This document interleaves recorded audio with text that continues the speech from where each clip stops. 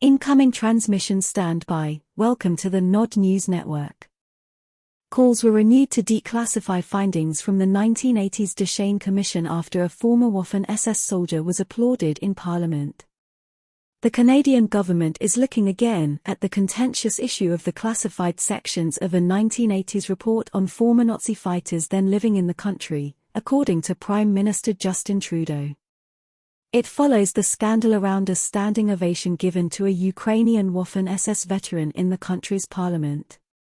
We have made sure that there are top public servants who are looking very carefully into the issue, including digging into the archives, and they are going to make recommendations to the relevant ministers, Trudeau told reporters on Wednesday. He was referring to the contents of the Commission of Inquiry on War Criminals, headed by Justice Jules Duchesne. Convened in 1985, the panel was responsible for investigating the presence of war criminals taking refuge in Canada, and released its findings the following year. According to the Simon Wiesenthal Centre, Ottawa had taken in more than 2,000 former members of the 14th Waffen SS Division Galicia, mostly comprised of Ukrainian volunteers, after the war. The Nazi soldiers posed as refugees and anti-Soviet freedom fighters to get admittance, and British authorities facilitated their escape from Europe, according to declassified archives.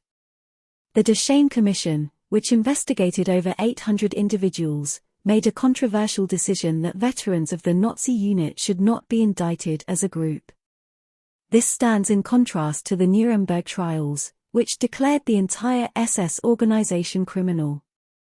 Large portions of the Commission's final report and most of its findings were redacted. Last month, a 98-year-old veteran of the SS Galicia Division, Jaroslav Hunka, was invited to the Parliament in Ottawa to be honored as a Canadian hero who fought for Ukrainian independence against the Russians during World War II. Following the revelation of Hunka's Nazi affiliation, Anthony Rota, who was then the Speaker of the House of Commons, took responsibility for extending the invitation and subsequently stepped down from his leadership position. Jewish organizations, such as B'nai B'rith Canada and the Friends of Simon Wiesenthal Centre, have renewed their demands for the full release of the Duchesne Commission's findings in light of the scandal.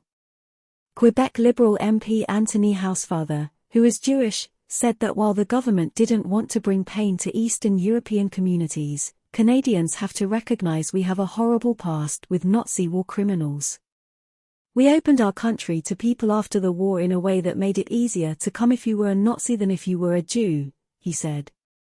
Quebec Conservative MP Gerard Deltel opposed the idea of releasing the report at this time, arguing that history is history.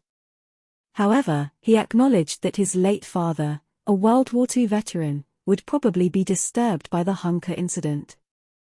This has been the Nod News Network, transmission complete.